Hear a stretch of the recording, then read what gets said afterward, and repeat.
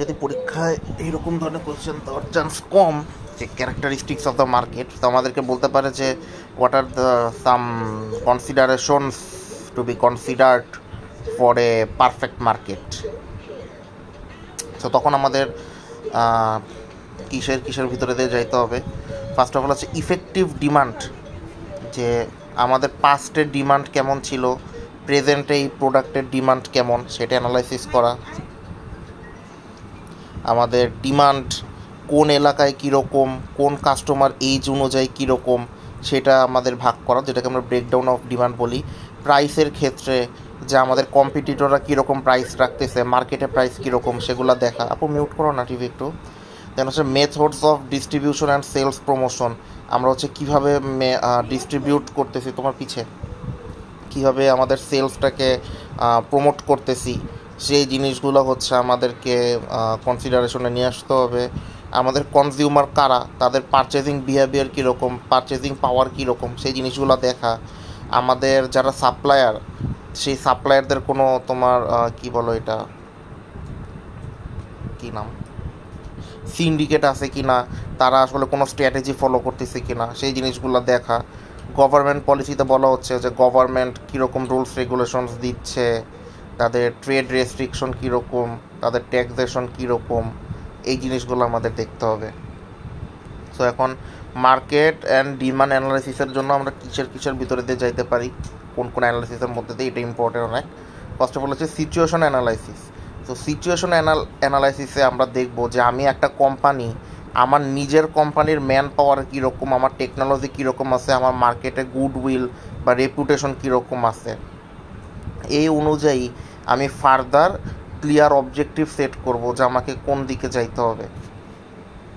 দেন হচ্ছে collection of secondary data, যেহেতু আমি মার্কেটে প্রোডাক্ট সেল করতে যাব, তো তখন হচ্ছে আমাদেরকে অলরেডি যে অ্যাভেলেবল ডাটা মার্কেটে আছে, যেগুলোকে আমরা সেকেন্ডারি ডাটা বলি, সেই জিনিসগুলো কতখানি অ্যাভেলেবল আছে সেই জিনিসগুলো কালেক্ট করে দেন হচ্ছে আমাদের যদি কোনো অ্যানালাইসিস করার দরকার হয়, সেই জিনিসটা আমরা যাবো, যেটা আমরা স্ট্যাটাতে দেখব। হচ্ছে ক্যারেক্টারিস্টিক্স অফ দ্য মার্কেট। তো এইখানে আমরা ক্যারেক্টারাইজেশন অফ মার্কেটে বলা হবে যে আমার যারা বায়ার তারা কারা, আমরা কাদের কাছে সেল করতে চাইতেছি, তাদের ইনকাম কীরকম, এগুলা। কন্ডাক্ট অফ মার্কেট সার্ভেতে আমরা দেখবো যে কাস্টমার আসলে, এখান থেকে আমরা ডিরেক্টলি কাস্টমারের কাছ থেকে বা সাপ্লায়ার বা ডিলারের কাছ থেকে ডাটা নিব। তো এখানে আমরা দেখব যে তারা আসলে কি চাইতেছে, তাদের আসলে কোন দিকে তারা আসলে প্রাধান্যটা বেশি দিচ্ছে। ডিমান্ড ফরকাস্টিং, এই যে আমরা হচ্ছে বিভিন্ন ডাটা কালেক্ট করলাম, মার্কেট সার্ভে, তারপর সেকেন্ডারি ইনফরমেশন, এগুলোর উপর বেসিস করা, যেটা আমরা এসপিএসএসে দেখব। আমরা হচ্ছে ফিউচার যে ডিমান্ড আছে সেটা আমরা ফরকাস্ট করবো এসপিএসএসে, সেটা আমরা পরে দেখব। তো এইভাবে আমরা হচ্ছে এই 5 ডাটাগুলো অ্যানালাইসিস করে আমাদের ফিউচারের ডিমান্ড কীরকম হবে সেইগুলো দেখব। দেন হচ্ছে মার্কেট প্ল্যানিং। এখন এই অনুযায়ী, উপরে সব অ্যানালাইসিস অনুযায়ী আমার প্রোডাক্টের প্রাইস কেমন হবে, প্রমোশন কেমন করা উচিত, ডিস্ট্রিবিউশন কেমন হবে, কোনো ওয়ারেন্টি দিব কি না, এই জিনিসগুলো আমরা এখন দেখব। এখন হচ্ছে আমাদের ডিমান্ড ফরকাস্টিংয়ের জন্য কী মেথড আছে। প্রথমত হচ্ছে 3 ধরনের মেথড। ফার্স্ট এটা হচ্ছে কোয়ালিটেটিভ মেথড কি, যখন জুরি অফ এক্সিকিউটিভ মেথড। এখানে বলা হচ্ছে কি, আমাদের যারা সিনিয়র এক্সিকিউটিভ আছে, সিনিয়র যারা যে অফিসাররা আছে, তারা হচ্ছে তাদের নিজেদের ওপিনিয়ন দিবে যে আমাদের আসলে কি করা উচিত, আমাদেরকে কোন দিকে যাওয়া উচিত, এইগুলা তারা বলবে। দেন হচ্ছে ডেলফি মেথডে বলা হচ্ছে যে আমাদের একটা বোর্ড অফ ডিরেক্টর আছে, যারা অ্যানোনিমাসলি, মানে নিজেদের নাম পজিশন উল্লেখ না করে তারা হচ্ছে গিয়ে বিভিন্ন ওপিনিয়ন দিবে, আর এই অনুযায়ী হচ্ছে আমরা ফিউচারে আগাবো। দেন হচ্ছে টাইম সিরিজ প্রজেকশন মেথড।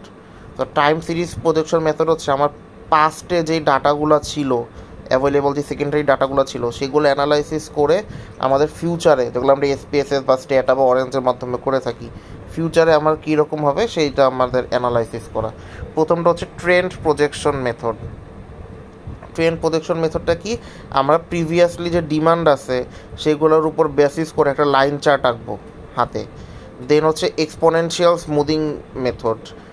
এটা হচ্ছে আমাদের পাস্টে, আমাদের তো প্রতিটা জিনিসের একটা ওয়েট থাকে, সো আমাদের পাস্টের যে ডাটাগুলো আছে পুরাতন, সেগুলোতেও কম ওয়েট দেয়, আর লাস্ট রিসেন্ট যে ডাটাগুলো আছে সেগুলোতে সে বেশি ওয়েট দেয়, বেশি ওয়েট দিয়ে সে অ্যানালাইসিস করে।